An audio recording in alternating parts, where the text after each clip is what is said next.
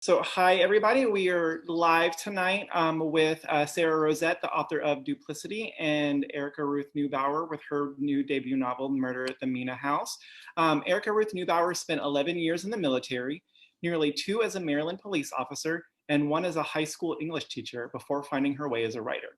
She's been a reviewer of mysteries and crime fiction for publications such as Publishers Weekly and Mystery Scene magazine for several years, and she's a member of Sisters in Crime and Mystery Writers of America. She lives in Milwaukee with her husband, and USA Today and Audible bestselling author Sara Rosett writes lighthearted mysteries for readers who enjoy atmospheric settings, fun characters, and puzzling whodunits. Publishers Weekly called Sara's books satisfying, well-executed, and sparkling. She loves to get new stamps in her passport and considers dark chocolate a daily requirement. How are you guys doing this evening? Excellent. How are you, John? Doing well. Thank you so much for joining us. I have to start off saying that Erica has been an absolute trooper. We had her scheduled at the store and then things started closing down and we were like, okay, it's March. Things will clearly be better by the summer. So we rescheduled her for, I think, like middle of June, and then that clearly didn't happen. So we're thrilled that we were actually able to get her here this way. And then we were going to do an event with Sara Rosett in July with a couple of other cozy authors. But we're glad that this worked out. I think this pairing is super fun. So I'm excited to be talking to both of you. First question is a super easy one. Can you guys give us your elevator pitch for your new book? Let's start with Sara. Okay, so Duplicity is a dual timeline novel, and it's got a modern protagonist and a historical protagonist. And both of them are looking for the same missing oil painting that went missing. And so the narrative goes back and forth. So they're separated by like 100 years, but they're still both chasing the same portrait. That sounds good. Mine is, it's a historical mystery set in 1920s Egypt. My protagonist, Jane Wonderly, travels to Egypt with her sort of crusty Aunt Millie. And she has a run-in with a young socialite who winds up dead and winds up the prime suspect and has to clear her name. So I think it's before we get started further, I also wanted to mention if you guys have any questions for either author, drop them in the comments on the Facebook feed. McKenna is monitoring the comments and she'll be feeding me the questions later. So if you have questions, make sure you get those. We also have signed book plates. Can sort of see them there. We got them from Erica's book, and we've also got them for Sara's books as well. So when you order, you'll get signed book plates for those. So I think, Erica, it's kind of funny, you know, your character, she gets to go to Egypt, and then she almost immediately kind of gets stuck in this hotel because of this murder, which is sort of timely in a weird way. So what's the process like to write a book kind of set in Egypt, and then, you know, you have your character confined kind of mostly to the hotel? You know, I was so excited to write something set in Egypt. I have been kind of obsessed with Egypt since I was little. So I thought that like doing the research was super fun.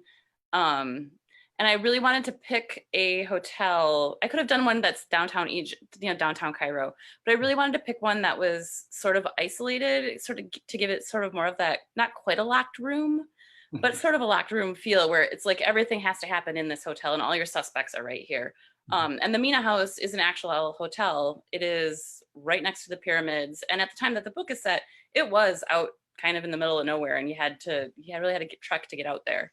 So I don't know, I really enjoyed it. I really enjoyed that whole feeling of everyone just being, all your suspects are kind of right here. Mm-hmm. And then Sara, so this one is part of your On the Run series. Mm-hmm. I think I read in the back of it, it's maybe the last one in the series for a while. Yeah. So can you tell us a little bit about kind of the heroine of the series? Well, this one, the majority of the storyline is Zoe's, and she's kind of a free-spirited person. And in the first books in the series, she's trying to figure out this mystery that revolves around her ex-husband who's disappeared. And so she solves that, and everything, spoiler, is fine, and they get together. And then the series, the rest of it is she becomes involved in like art recovery. And so in this book, she's looking for some missing paintings. And I just thought it would be a lot of fun to have it cross over with something from the 1920s, because I have a lot of my readers who love that 1920s. And I was like, let's bring some of that into this series and kind of wrap this one up, and then hopefully they'll read on to the 1920s one. So both of y'all's books are kind of set, or at least the historical part of Sarah's, are both set kind of in the same time period. So what was it about that time period that drew you guys to it? You go ahead. Okay. I think there's a couple of things that really draw me to the 1920s. One of them is that it really evokes really specific and very easily really specific ideas in people's heads, like, you know, flappers and the Roaring Twenties and Prohibition, all those things. But I also really liked that it was a time when women were really pushing against the social strictures. Things like, you know, their skirts were shorter. They weren't wearing, you know, all of the stuff that they had worn centuries before. And they were joining the workforce and they were doing more things. They're kind of pushing against the boundaries. And I really kind of wanted to play with that a little bit.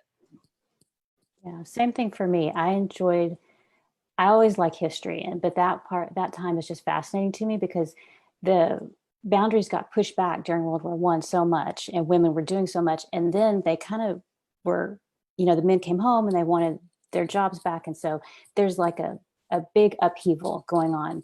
And I, you know, loved learning about that and reading about that. And it is just like a fun time period. People are like, oh, 1920s, that sounds cool. Let's read about it. So that's why I liked it. So what is some of the historical research that you guys do? How do you approach your research to write about a time period like that? Well, I like to read books from that time. So I like to read fiction from that time. And that's what I did when I started, because I felt like, you know, I didn't know. I felt like you could read history books, but I felt like if I read the fiction, like I read Agatha Christie's The Secret Adversary, and some stuff from Patricia Wentworth, and just kind of tried to immerse myself like in the language and the way people talked.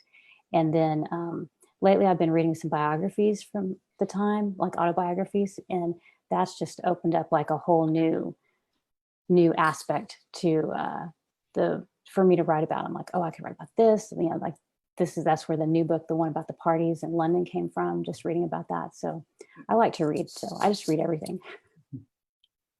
I'm actually the same. I turn to books when I start to do research. So although I didn't read fiction, that's really interesting, and I might try that next time around to try some fiction from the time period. But I read a couple of books about Egypt, and then I tracked down some out of print books about the hotel itself that covered that time period. And I even tracked down there's some videos out on YouTube. And I sat and watched that were in Egypt in the 1920s, and then just a lot of documentaries and stuff. Yeah, I think maybe the first time that Sarah was at the store for one of the books in the series, I think, Sarah, you mentioned that one of the things that you really got from reading the literature of that time period was kind of figuring out how people talked, and you were able to kind of get a sense of the dialogue from that. I thought that was really interesting. Yeah, I love that, because now, you know, when you're taught to write correctly, and you write clean, and you get rid of adjectives and adverbs, but they used those, everything was, you know, spectacular, darling, and, you know, just all these phrases that we wouldn't normally use. But so I enjoyed putting some of those in to kind of give it a flavor of what they sounded like. And I loved all the words that are specifically British, you know, like they would say like their bangs, not bangs, but fringe, you know, things like that. I like doing that. So you got, both of your books are, I guess you could technically call them cozies. Would you call them cozies? I'd say mine's like a historical mystery light read. I feel like sometimes the cozies are, people expect something super, super sweet now. Do you agree? Or? I very much agree. I prefer to categorize myself as a historical mystery. Yeah. I think that there's a fine line, but I think they're different. Yeah. So do you guys read historical fiction for pleasure, or do you read kind of completely different? So I'm kind of cheating because I already know it. I read everything. I read everything, and I love the historical books from the 1920s, and I love modern books like Erica's that are set in that time period. I just anything from that time, especially the 1920s, 20s to the 40s, I just love. Oh yeah, I love the 1940s. I would love to write a series set in the 40s at some point. Yeah, I read a lot of crime fiction overall, but like historical fiction is my favorite. Yeah. And then I'll even go as far, you know, Victorian, Regency, any of that. Like I will read all of it. Yeah.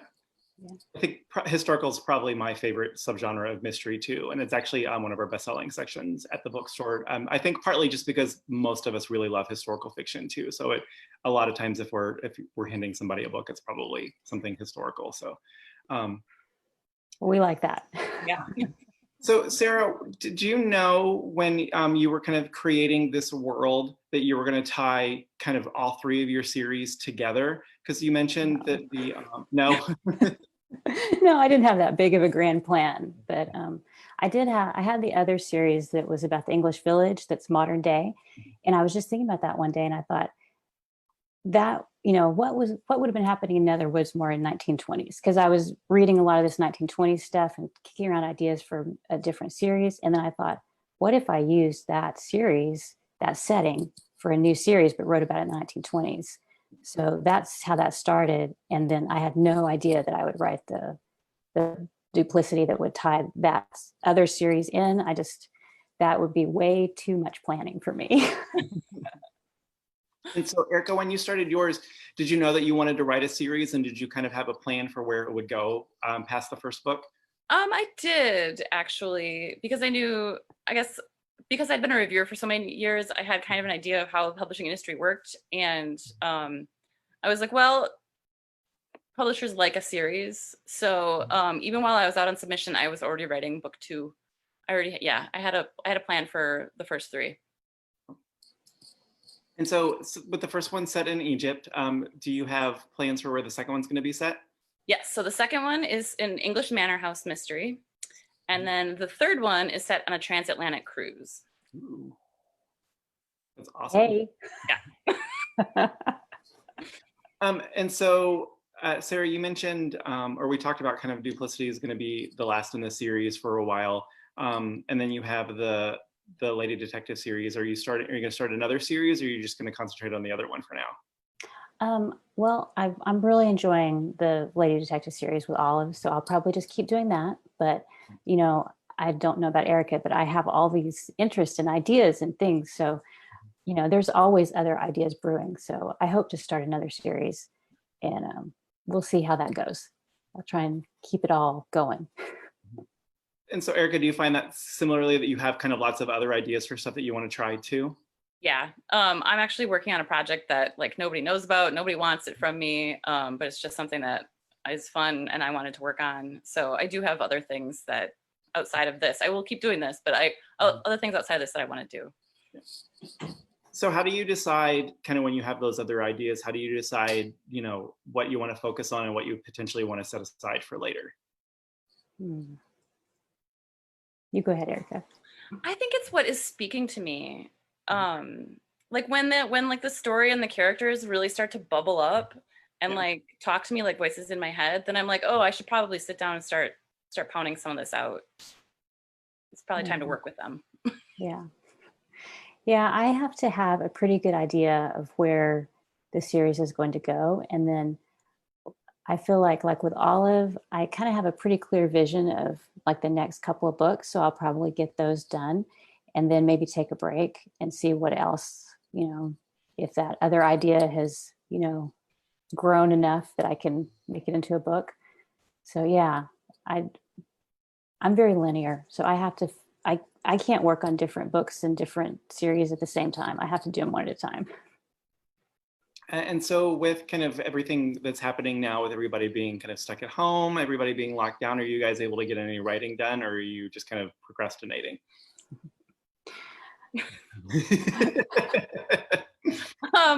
I'm still trying to get at least 500 words a day done, which I mean, normally I write a lot more than that. So this has definitely affected my ability to sit down and concentrate for long periods of time.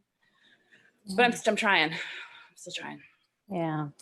I started off really strong and was doing great. And I think it was because I was ending a book, you know, I was on that. For me, it's like if I can get to that last third or fourth, it's like a downhill slide. And that was pretty easy to get finished off. And then I started a new book after a couple of weeks. And, you know, that's just, it's much a little bit harder, a little bit slower. And I think too, just as things go on, it's become a little more stressful because, you know, we were hoping this would all be over quickly, and it's not. So it's, we're having to deal with all that and trying to keep writing. So it's a little tough. Yeah, I keep looking like back through emails as we're setting stuff up for fall. Like there would be like one, I think the last actual public event that we had in store was with Deanna Rayburn in the middle of March. And I think like that day, another publicist had emailed and said, oh, we want to set something up for August. I'm like, oh, again, same thing. It'll all blow over by then. Hopefully we'll be fine. And I like go back through the email, follow up, and the first thing is like, oh, I was really wrong there. So how do we want to do this now?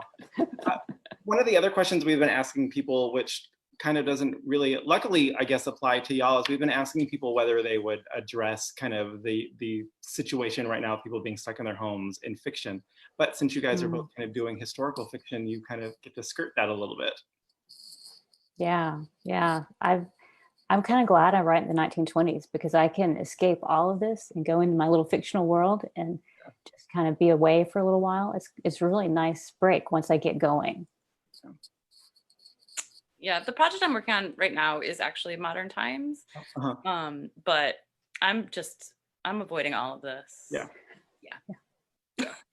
We said we figured we would see a whole lot of books that are set in 2019 and a whole lot of books that are set in 2021, and just 2020 will just be a year that we're just like, oh, that year doesn't exist in fiction. It's like we erased it from our memories. Yes. I don't remember who it was I was talking to. Somebody said that they were writing a book and it was still kind of in the editing process, but it was supposed to be set in like March of this year. And they were like, I think it was Drew Murray, and he was like, oh no, it's still early enough in the process that they like basically shifted the timeline so that way it wouldn't actually, because we're even now, like you watch a commercial and you see people in a crowd and you're like, no, you shouldn't be doing that.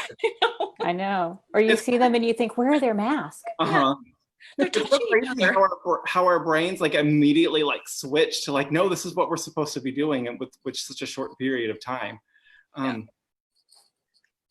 So with Sara, for your locations, how did you choose locations for the On the Run series, since so many of the books are in different places? Well, basically, if we were able to travel somewhere, I just wanted to write about it. So in the beginning, that's what I did. If we traveled somewhere, I wrote a book about it. And towards the end, I was like, oh, I would really like to go to Amsterdam or Athens. So let's go there and I'll write about it. So I just picked places I wanted to visit. And Erica, did you get to visit Egypt? I did get to visit Egypt, but the book had already been written. I was checking my research. Very important. Yes, thank you. Yeah, I had a great time. I even got to stay at the Mina house. It was wonderful. Yeah. So if you did it afterwards, was there anything that you went back and were like, well, maybe I should have changed this, or maybe this wasn't exactly right, or do you feel like you were kind of fairly dead on? There were a couple of things, I think, especially because we did go inside the pyramid, and I had to pretty much change a lot of what I had written before I went and did it. It was really different than I had expected. So I made some really big changes there. But other than that, like most of the research, and our tour guide was one of the loveliest men. His name was Walid. And he sat and very patiently answered so many questions for me about the 1920s in Egypt. And I had a list of like, did I get this right? And did I research this correctly? And is this right? And he very patiently went through all of them with me. And so I had the Inside the Pyramid was, I think, the one thing that I really was like, oh, wow, that's, not at all.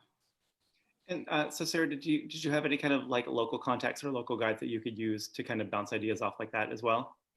Well, when I knew I was going to Amsterdam, I mentioned it to the people who'd signed up for my newsletter, and a couple of people were like, oh, you have to go here. And they gave me a list of places to go. And then the same thing with Athens. One woman that I know, her family, she has relatives there, and she gave me this long list of places. I couldn't visit them all, so that kind of gave me like a starting point of places to look at to visit. So that was great. And then we're not big guide people or tour group people. We just kind of grab our Rick Steves guidebook and go. So are you more like Zoe in the series, or in the most recent book, where like her boyfriend had kind of everything planned and she's just like, oh well, we just might wander here the next day? Is that more how you travel? Well, we usually have, actually I'm very I have an itinerary. I'm like that, and like I have this list of things and planned out and everything, because I want to see everything. And I feel like that, what's that saying, that if you go to a city for like 2 days, you'll see everything. If you're there 3 days, you'll see half your list. And if you're there like a week, you see like a third of your list or whatever. So it's like, if you narrow it down, you can see as much as you possibly can. That's how I always am. And then we come home, we're just exhausted. How about you, Erica? Are you the planner when you travel, or are you just the kind of loosey goosey, let's see what happens? I'm a little bit of both. I usually have like she does, I usually have a list of things I want to see. But I'm usually pretty flexible. So, you know, if we don't make it, we don't make it. It's fine. Yeah. Yeah. The first international trip I did with my husband, he had like an 8.5 by 11 itinerary sheet. And it was like, we're doing this, this, this. So we went to Paris and we literally never saw it at night because we were so exhausted by the end of every day. It was just like, I'm too tired. I can't do anything else. So the next time we traveled, it was like, okay, we're going to block out like 2 hours on this day that if we just want to go sit in a cafe and have gelato, we can do that. And we don't have to do anything. It'll be fine. You gotta get on the list though, right? Yeah. So I'm stealing this question from our talk last night. We had a viewer ask this one, and it was really great. So she said, P.D. James said that there are 4 motives for murder: love, lust, loathing, or lucre. Do you agree? And do you have a favorite of the 4 to use in your own books? I think I would agree that that's pretty close. And probably mine is lucre. I'm always having somebody blackmail somebody else for something, get in trouble. Yeah, same. So Gail from the chat says both of you are new authors to her. She wondered if you guys might talk a little bit about where you're from and how you came to start your mystery writing career. I'm going to start with you, Sara. Sure. I grew up in Texas, and I was actually a military spouse and moved all around the country for a couple of years. And during that time, I started writing books because I love to read mysteries. And when I found cozies at that time, I was like, oh, this is something I could write, because I was reading like Elizabeth Peters and Mary Stewart and all that international travel stuff. And I hadn't traveled anywhere. So I was like, I can't write about these international settings, but I can write about like our little town or, village or whatever. So that's how I started writing. And I've just written cozies, and now I'm writing the historicals and just having a great time doing it. I grew up in Milwaukee, Wisconsin, and moved around. I was in the military for 11 years, so I moved around a little bit, and then came home. I'm back home in Milwaukee, and for the past 6 or 7 years, I was a reviewer of crime fiction, which I love. Crime fiction will always be my first true love. I remember when my mom handed me my first Nancy Drew novel, Secret Shadow Ranch.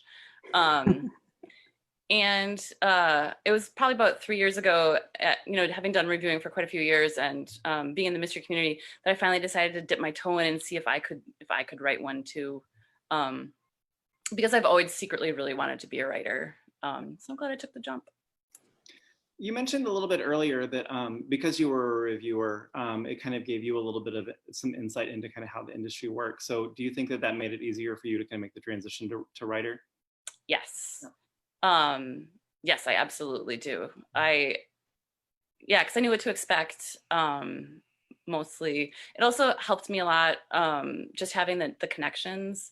I queried like everybody else for agents, but a friend of mine looked at my agent list and was like, oh, I know this person. I can reach out and let them know that you're relatively sane. And I was like, great. And then I ended up signing with that agent, that kind of thing. So it really did help. And I had some very kind people in the community like look at my first draft to give me pointers, and were very, very helpful. And Sara, you've actually written a book on crafting cozies, right? Yeah. I tried to I kept getting questions from people who were interested in writing a cozy. And so I thought, okay, let me just take all the stuff that I figured out over time and put it together. So I put together a workbook, basically. It's, how to outline a cozy mystery, because I figured I could give you like the high level overview of the different parts of it and how they work together. Yeah. So you both, Sara, you mentioned Elizabeth Peters. Erica, have you read Elizabeth Peters? Are you a fan of those? Yes. Yeah. Those are some of the first historical mysteries that I remember picking up and reading and kind of really making me fall in love with the genre too. So what do you guys think it is about the mystery genre that creates kind of such loyal readers? I think maybe because a lot of the books are in series and people get to know the main characters and they're very interested in how their stories develop.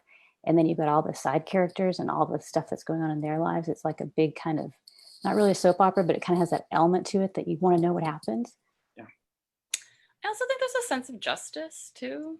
There's like a sense of like something kind of wrong being righted that I think is really appealing, at least to me. Yeah, sort of that, as people used to say about the Brady Bunch, like you knew at the end of the half an hour that everything was going to be kind of wrapped up and you kind of got to go off to like this happy kind of place in the world for a little bit. Yeah. So other than historicals, at once, or you've been doing kind of these sort of international thrillers, is there any other genre that you're just kind of really dying to write at some point? Mystery is like my sweet spot. So I love mysteries. I love historicals. I would love to write a book set in Egypt sometime. I think because like, the Elizabeth Peters books, the Amelia Peabody books, that's just like such a, like, I just go, oh, another Egypt book. I get that warm feeling with it. So someday I'd like to do that. A lot of research required with that though. I would actually like to try my hand at a ghost story like Simone St. James. I love her, both her modern novels, but she also has all those historical ghost story novels. I really like those. I would kind of like to try my hand at one of those. We were really excited when she started writing like The Haunting of Mattie Clare, because nobody was really doing that kind of like gothic ghosty stuff anymore that like even like weirdly Barbara Michaels, who was also Elizabeth Peters, did. So we were so excited to see her kind of revive that genre, and now people are starting to do like with Ruth Ware, who's kind of doing her modern takes on Gothics. We're so excited that Gothic stuff is back now. Yeah, everything cycles. And it's interesting to see like how many just authors also mention that kind of like Mary Stewart or Victoria Holt kind of were like such touchstones for them when they were getting kind of as young readers. How about you guys, like kind of young reader books? Like some of my favorites are early on stuff. I remember like Chronicles of Narnia or like The Wrinkle in Time. What were some of those books that kind of really instilled a love in reading for you really early on? Nancy Drew, but also The Westing Game, which is such a perfect little mystery. I reread that recently and it really holds up. That's a good little mystery book. And then I transitioned to like, Babysitter's Club and other stuff, but. Yeah, I read Nancy Drew and I read Trixie Belden. I don't know if you're familiar with that. I read that and that series. And at our library, it never occurred to me that, I could get books beyond our library. But like after I read all the Nancy Drew, then there were some young adult books by Phyllis Whitney. And so I read those. And then I'd pretty much run through all the books in the children, young adult section. And my mom was like, well, here, try this one by Elizabeth Peters and Madeline Brent. I don't know if you remember her, kind of the same romantic suspense kind of thing, Mary Stewart. And so once I was off into those, I was like, had plenty to keep me busy. So yeah. The Elizabeth Peters are some of our, like those Alan Bradley's Flavia DeLuce books, and like Laurie King's Mary Russell's are some of our favorites to give to kind of teens that are ready for kind of adult plot lines, but not necessarily adult content. They're really great kind of bridge books to help. Cozies are too. It's a really great thing. You have like a 12-year-old kid who wants to read an adult mystery, but you don't necessarily want to hand them something that's like, super involved or super gory. Like we find cozies are really good kind of gateway into the genre. Cozies are safe. Yeah, as we call them, they're sort of the Hallmark Channel movie of the book world. So we talked a little bit about this, but what do you guys have coming up next, release wise? Well, Death at Wedgefield Manor should be out next April. That should be the second in the Jane Wonderly books. And the next one for me is an Olive book. It's the 1920s. It's in London. It's called An Old Money Murder in Mayfair. And it's all about like the kind of the party scene back then, like the different parties that they would get up to. The bright young things were just crazy. Some of this stuff I was like, I can't write about this. It's not believable, And so, Erica, what are some of the challenges? So after you finish the first book, Murder at the Mean House, and then you have to start a second book in the series. What are some of the challenges of writing a second one versus the first one? For me, it was, I set myself these really specific goals, knowing that with a mystery series, they basically expect one a year in traditional publishing. So I set myself a very specific goal of, I wrote the first one pretty much within a year, and I did the same with the second one. And I think just doing it again, this, number two, doing it again was kind of difficult. But I did it. That's the main thing. The main thing. And so, Sara, was it hard for you when you were working on Duplicity to bounce back and forth between, because you tend to keep them fairly kind of separate, yes, in kind of the letters, but was it hard to jump back and forth between the time periods? Yes, it was. And my hat is off to people who write dual timeline novels like all the time, because it was difficult. And what I ended up doing was I was trying to bounce back and forth in the storyline. And then I thought, I just can't mentally handle this. So I wrote the whole historical storyline. And then I went back and wrote the whole, modern storyline, and then interspersed them. And I was like, oh my goodness, that was a lot of work.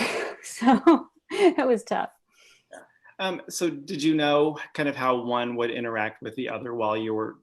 Yeah, I had the big overall idea of how to put it together.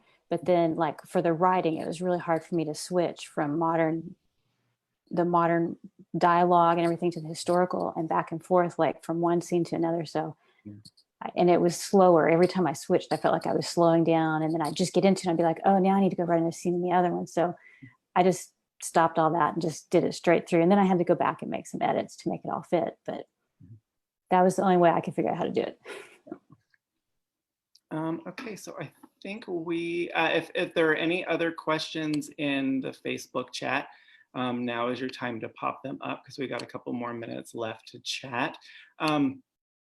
So I'm hoping that, we'll be able to do events again in the spring, because hopefully we would still love to get Erica back at the store. The support that you got, Erica, when this book came out, I mean, just the blurbs, like Tasha Alexander and all the blurbs on it, like even before like the book came out, it was like we were telling our publicist, and so it's just like, you have to get us this book. Like all of the people that we know and love this thing. So we were so excited. Thanks. And customers have really loved it too. And it's been really great to see with you, Sara, just how starting with the Murder on Location series, just to kind of see how people have really reacted to not only those, because that also had if you guys aren't familiar with that series, it had a great hook too. Her character is a location scout. And in the first book, she's trying to find a house to film a Jane Austen film. So it's a really great. Yeah, all my wish fulfillment things that I would want to write about. So, but yeah.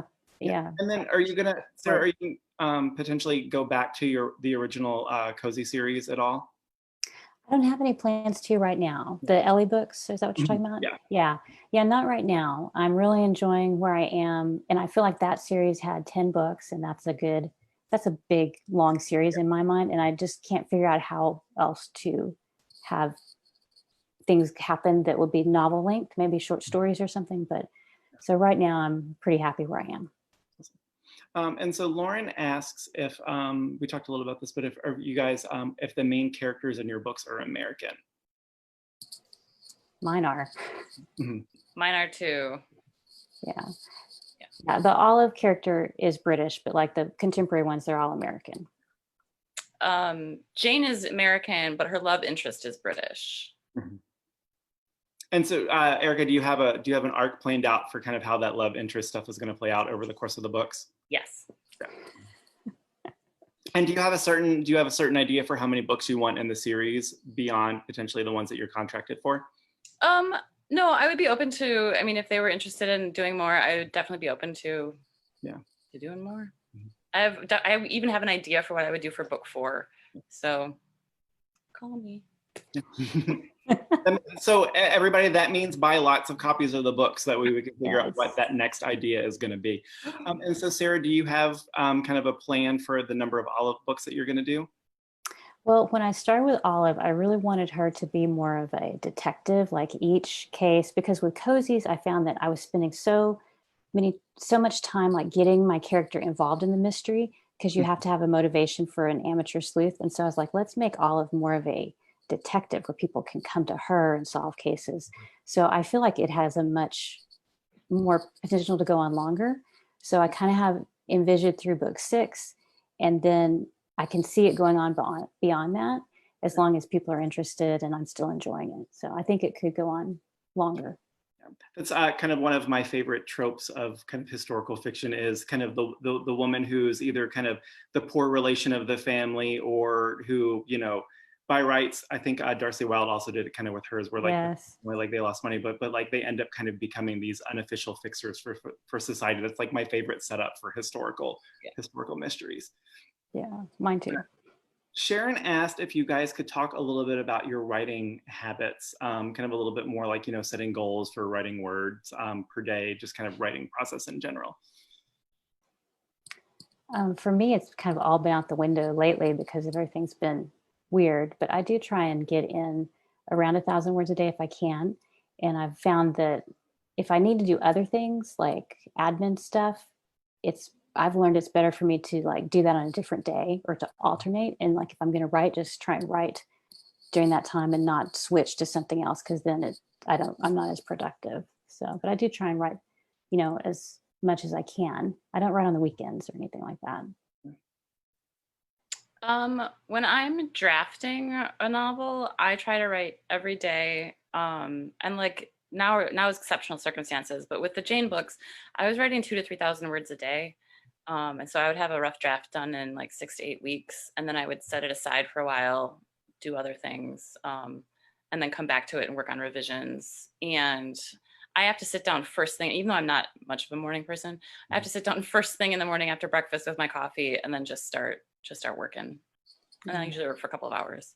Yeah, I've started using Dictation, which I did not ever think that I would be able to do that. But like, I figure out in my head what I want the scene to be, and then I dictate it, and it's terrible when it comes out, but it's all the words that I need, you know, and then I get in there, I get it on paper, and then I rearrange it and stuff. So I feel like the dictation is really raw, but it is kind of like the beginning of the scene, and I can work on it. Because for me, it's easier to edit than to draft, you know.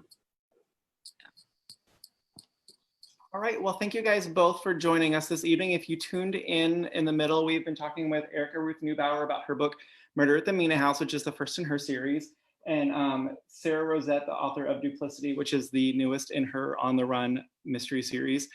We are kind of store update. We are still closed for browsing, but we're offering curbside pickup, and we're doing phone and mail orders. So you can reach us at 713-524-8597. or on the website, which is murderbooks.com, or our email is order@murderbooks.com. We've got copies of both books and all of Sarah's in the series in stock now. So we thank you guys so much for joining us tonight. Hopefully we will get to do this maybe next year actually in store. And y'all take care, and we will see you soon. Thank you so much for having us. Thanks. Thanks. Bye-bye.